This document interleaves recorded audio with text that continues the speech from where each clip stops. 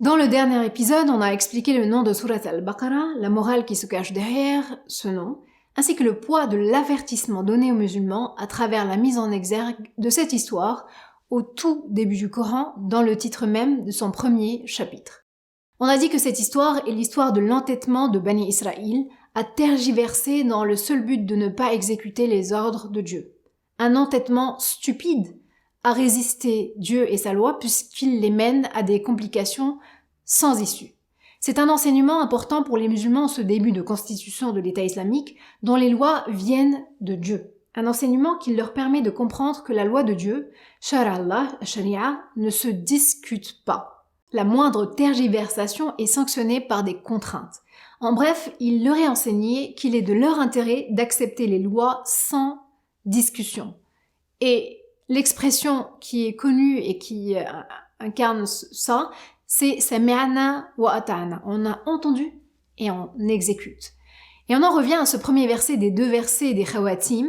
C'est le verset 285. Je le lis.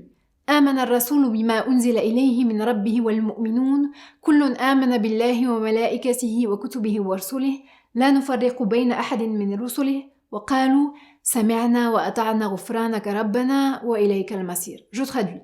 Le messager a cru en ce qu'on a fait descendre vers lui venant de son Seigneur, et aussi les croyants.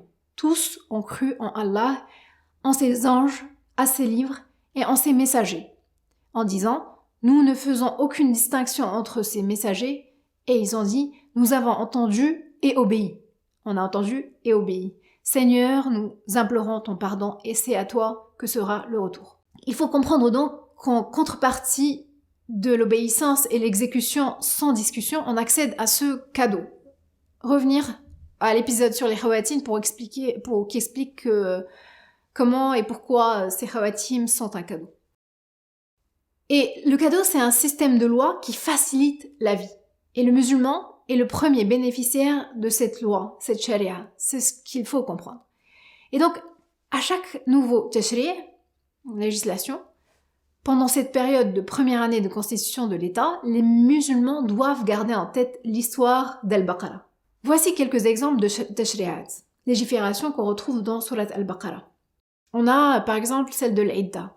Pas seulement des femmes qui doivent rester célibataires pendant un certain temps, je vais lire la traduction de ce verset, 228. Et les femmes divorcées doivent observer un délai d'attente de 3 menstrues, et il ne leur est pas permis de taire ce qu'Allah a créé dans leur ventre, si elles croient en Allah et au jour dernier. Et leurs époux seront plus en droit de les reprendre pendant cette période s'ils veulent la réconciliation. Quant à elles, elles ont des droits équivalents à leurs obligations conformément à la bienséance. Mais les hommes ont cependant une prédominance sur elles et Allah est puissant et sage. Vous voyez, donc c'est tout un système de recommandations qu'il faut appliquer. Et avant ça, c'était 1 an. Et il y a eu en fait une modification, ce qu'on appelle nusr, et c'est un allègement. On passe de 1 an à 4 mois et 10 jours, 3 menstrues. Pourquoi ? Grâce à ce sami'na et ata'na, en fait, on ne discute pas, et pendant ce ahd, pendant cette période, on n'a pas discuté, et il y a eu de la facilitation. Le moins on discute, et le plus on voit des recommandations qui sont allégées. Et on verra des conséquences historiques de ce phénomène plus tard dans la série. Autre tashri', les femmes qui allaitent leurs enfants. 2 ans, si elles le peuvent. Je lis le verset, sa traduction en français. Et les mères qui veulent donner un allaitement complet allaitent leur bébé 2 ans complets. Au père de l'enfant de les nourrir et vêtir de manière convenable.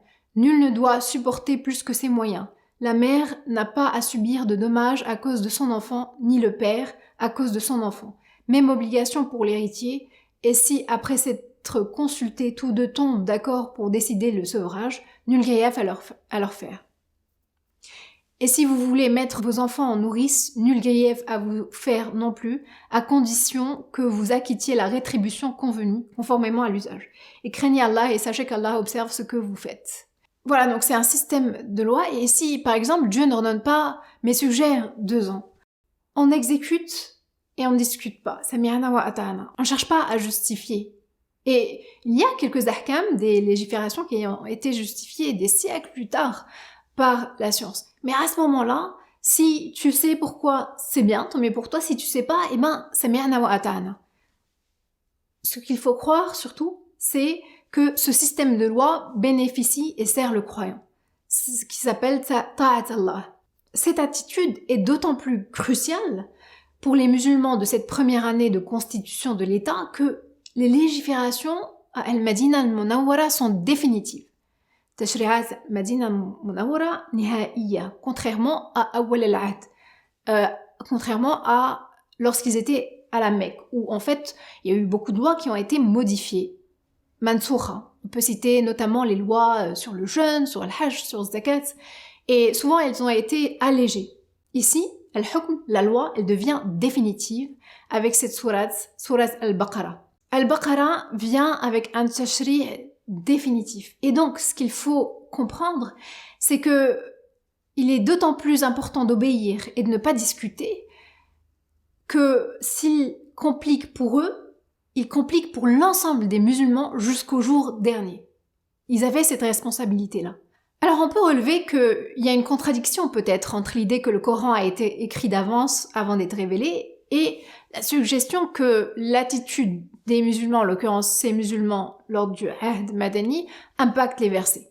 Et alors un premier élément de réponse, c'est que le fait même que la révélation soit graduelle permet de modeler les musulmans et leur attitude à cette loi qui est le droit chemin.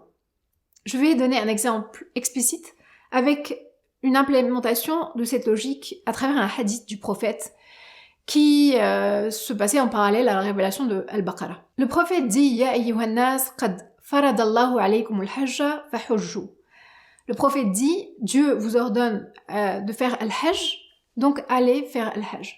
Et il y a un homme qui dit chaque année « Akulla amin ya Rasulallah » et le prophète ne répond pas. Et il répète la question 3 fois. Et au bout de la 3e, le prophète dit « Law qultu na'am la wajabat wa la mastata'tum » Si je dis oui, ça va devenir obligatoire et vous ne pourrez pas le faire. Et derrière ce hadith, l'idée c'est de suggérer qu'il ne faut pas poursuivre le chemin de ceux qui ont été damnés. Allah halaka man kana qablakum, et qui ont eu une vie difficile à cause de leurs questions et leurs tergiversations concernant les lois divines. L'islam est une religion de facilitation, le message est obéissez et profitez de cette vie de manière facilitée.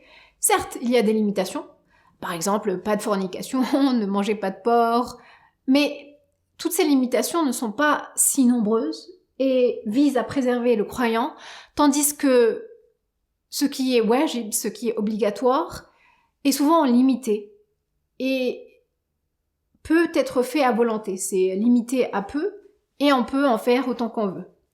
Si on comprend ça, on comprend l'esprit de l'islam et on peut vivre une vie facilitée en tant que musulman. Voilà une première confrontation entre l'attitude des musulmans et l'attitude des juifs envers les lois divines. On continue la discussion lors du prochain épisode.